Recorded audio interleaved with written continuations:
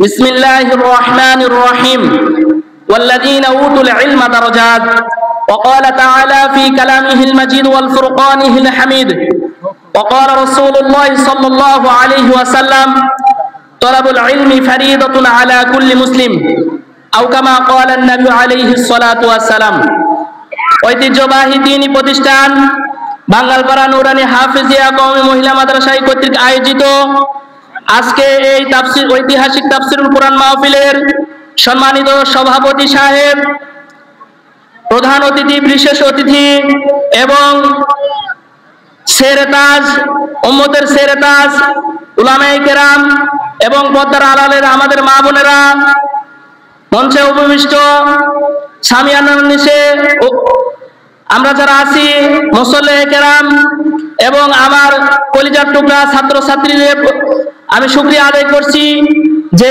জানুয়ারি মাস থেকে শুরু করে নিয়ে আমাদের দ্বীনি প্রতিষ্ঠান প্রায় 9 মাস কি 10 মাস পর্যন্ত অভিজ্ঞ শিক্ষক মন্ডলী দ্বারা পরিচালিত হয়ে আসছে।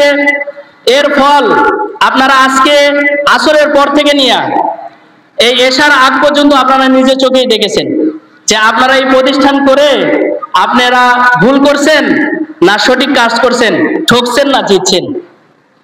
রাসূলুল্লাহ সাল্লাল্লাহু আলাইহি ওয়াসাল্লাম বলেন, তলাবুল ইলমি ফারিদাতুন আলা কুল্লি মুসলিম, যে দ্বীনি ইলম শিক্ষা করা প্রত্যেক নরনারীর উপরে ফরজ। এই হাদিসটা কিন্তু অনেক মশহুর হাদিস, ছোট থেকে বড় সবাই কিন্তু এই হাদিসটা জানে এবং আমাদের ছাত্ররা তো সবসময় বলতে বলতে মুখ দিয়ে ফেফড়া তুলে ফেলে। কিন্তু এই হাদিসটার গুরুত্ব কি বুঝাইছে?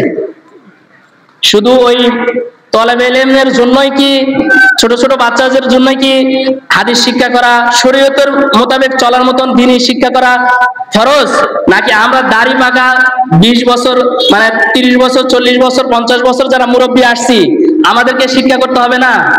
বললে তো মন খারাপ করবেন হুজুর, যে কথা বলতেছেন এই মহল্লার মধ্যে না, পুরা ইউনিয়ন না, থানা না, আপনি পুরা বাংলাদেশ আপনি জরিপ করবেন, আকসার আমরা সূরা ফাতিহা বিশুদ্ধ করে বলতে পারি না। তারপরে আপনার যে নামাজ পড়তে যে সূরাগুলো লাগে এগুলো আমরা বিশুদ্ধ করে বলতে পারি না। যে আজকে আমাদের সমাজ এত অধঃপতন কেন?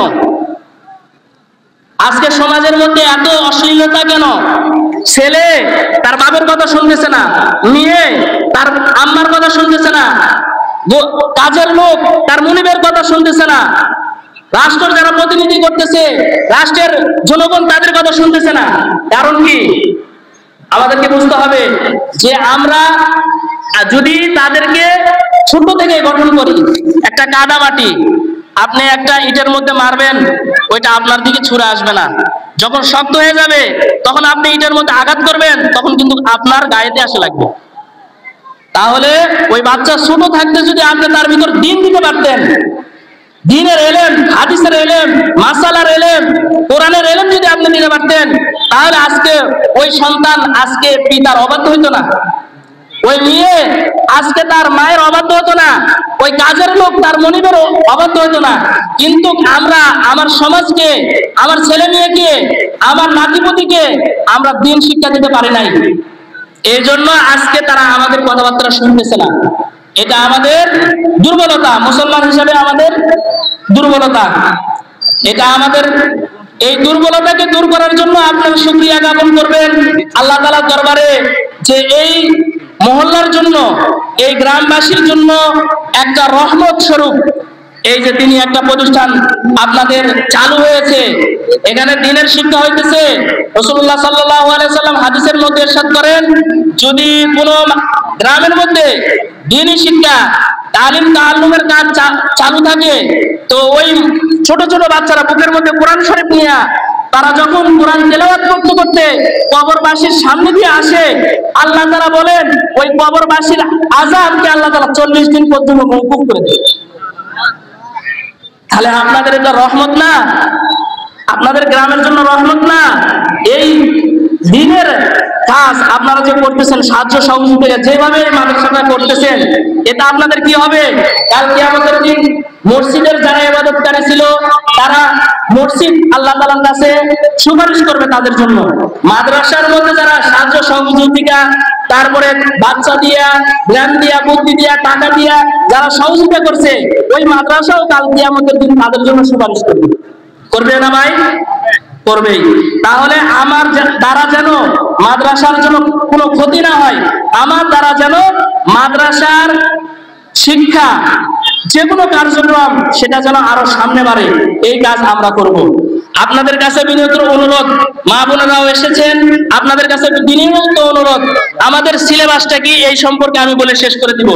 আমাদের সিলেবাসটা অনেকের জানা নাই। আমাদের নুরানি বিভাগের সিলেবাস শিশু শ্রেণী থেকে নিয়ে পর্যায়ক্রমে ৩য় শ্রেণী পর্যন্ত আমাদের আছে। এখানে শিশু শ্রেণীদের মধ্যে বাচ্চাদের আরবি, বাংলা, ইংরেজি, অঙ্ক, মাসালা, হাদিস, দোয়া এবং প্র্যাকটিক্যাল। ওই বাচ্চা যে 2 রাকাত নামাজের 60টি মাসালা আছে, একজন বাচ্চা 2 রাকাত নামাজের 60টি মাসালা বলবে, আর একজন বাচ্চা প্র্যাকটিক্যাল সে ওই 2 রাকাত নামাজ দেখায় দিতে পারবে। আলহামদুলিল্লাহ, এরকম বাচ্চা আমাদের এখানে আছে। 1 বছরের মধ্যে, কয় বছরের মধ্যে ভাই? আরেকটা ফসল আপনাদের সামনে টাঙ্গিয়ে দেওয়া হয়েছে। দেখেন যে এই বাচ্চারা কিন্তু অন্যান্য মাদ্রাসাতে 1 বছর, 2 বছর, 3 বছর বাচ্চাদেরকে দেওয়ালিকা লেখার জন্য দেয় না, মানে হাতের লেখা তেমন সুন্দর হয় না। কিন্তু আল্লাহর রহমতে আমাদের এখানে 1 বছর হয়েছে। কিন্তু আমাদের শিক্ষকের অক্লান্ত পরিশ্রমে ছাত্রদের চেষ্টা কোশিশে এবং উভয় মানে দুইজনের মেহনতের কারণে এবং অভিভাবকদের গুরুত্ব থাকার কারণে আমাদের বাচ্চাদের 1 বছরের মধ্যে লেখা কতটুকু আসছে আপনারা নিজেরাই দেখে যাবেন, প্রত্যেকে দেখে যাবেন। এটা আপনাদের প্রতিষ্ঠান। আল্লাহর রহমতে আপনাদেরকে আমরা বলবো যে এই এলাকার মধ্যে যত ছোট ছোট বাচ্চা আছে তারা আপনার ডাক্তার বানান, ইঞ্জিনিয়ার বানান, মাস্টার বানান, যেটা ইচ্ছা আপনি সেটা বানান, কিন্তু প্রথম পর্যায়ে বাচ্চা যেন কালিমা না শিখা, গান না শিখে। কালিমা না শিখে কি শিখে ভাই? গান না শিখে। আমার বাচ্চাকে সর্বপ্রথম কালিমা শিক্ষা দেওয়া তো আমার কি ছিল? প্রয়োজন ছিল। কিন্তু আমি কালিমা শিক্ষা না দিয়ে কি দিতেছি? গান শিক্ষা দিতেছি, নাচ শিক্ষা দিতেছি, ইংরেজি টকিং করার জন্য লাগাই দিতেছি। কিন্তু আমার বাচ্চাকে যে সর্বপ্রথম আমাকে কালিমা শিক্ষা দিতে হবে, নামাজ শিক্ষা দিতে হবে, মাসালা সম্পর্কে ধারণা দিতে হবে, এটা আমার প্রতি নাই।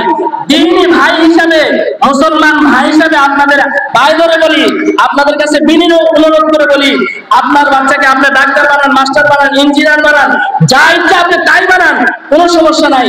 কিন্তু সর্বপ্রথম যদি আপনার বাচ্চাকে আপনি কালিমা না শিক্ষা দেন, কোরআন না শিক্ষা দেন, হাদিস না শিক্ষা দেন, বড় হয়ে কাল পত্রিকার মধ্যে আসছে ছেলে তার পিতার গলার মধ্যে ছুরি দিয়া জবাই করছে। কিসের কারণে?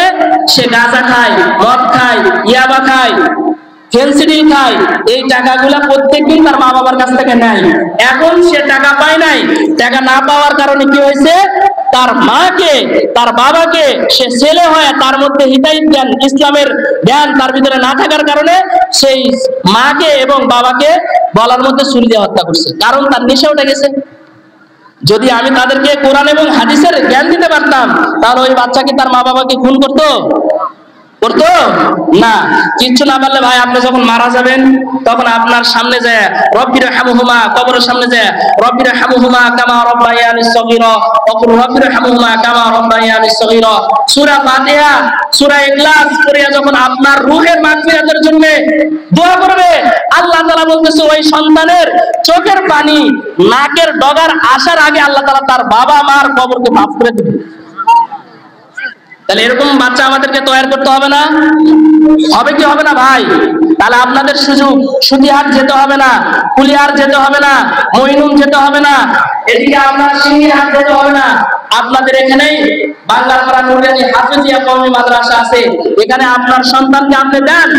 দেখেন আপনার সন্তান কিছু না শিখুক, বড় বড় ডাক্তার না বানাইতে পারে, এখানে ইঞ্জিনিয়ার না বানাইতে পারে, কিন্তু একজন মুসল্লি, 5 ওয়াক্ত নামাজি, দিনওয়ালা, দিনদার, পরেজগার, মুত্তাকিন সুসন্তান আপনার এখান থেকে, এই মাদ্রাসা থেকে আপনাকে উপহার দিন। এটাই আপনাদের বড় পাওয়া। এর চাইতে আর বড় কোনো পাওয়া নাই। এই জন্য এই এলাকার যারা মা বোন আছেন এবং যারা বাবা আছেন, নানা আছেন, তারপরে চাচা আছেন, আপনাদের কাছে বিনীত অনুরোধ, আপনারা আপনাদের ছোট ছোট বাচ্চাদেরকে আমাদেরকে দেন, আমরা আপনাদের দ্বারে দ্বারে যাব, আপনাদের দরকার হলে হাত পা ধরবো, আপনারা আপনার বাচ্চাদেরকে দেন, আমরা যেন তাদেরকে দিন শিক্ষা দিতে পারি। এই জন্য ওয়াজ কালাম সারা জীবন হবে ভাই, কিন্তু আমার বাচ্চা যদি আমি দিন শিক্ষা না দিতে পারি তাহলে কিন্তু আমি আল্লাহ তাআলার দরবারে কি হব? আল্লাহ তাআলার দরবারে আমি কিন্তু আসামি হয়ে দাঁড়াবো।